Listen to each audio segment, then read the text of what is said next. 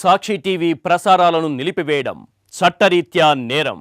సాక్షి TV ప్రసారాల కోసం మీ స్థానిక cable ఆపరేటర్ను వెంటనే సంప్రదించండి.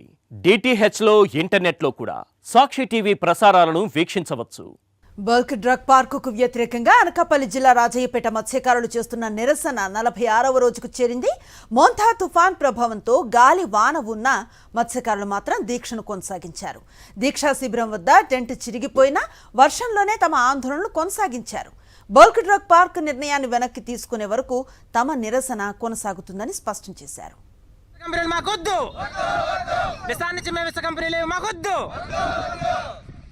మత్స్యకాయలు పట్ట కొట్టద్దు, మత్స్యకాయలు పట్ట కొట్టద్దు, మత్స్యకాయలకు తగిన న్యాయం అన్న చెయ్యాలి, మత్స్యకాయలకు తగిన న్యాయం అన్న చెయ్యాలి.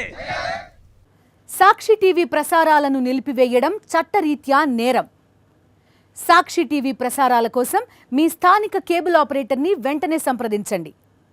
డిటిహెచ్లో ఇంటర్నెట్లో కూడా సాక్షి టీవీ ప్రసారాలను వీక్షించవచ్చు.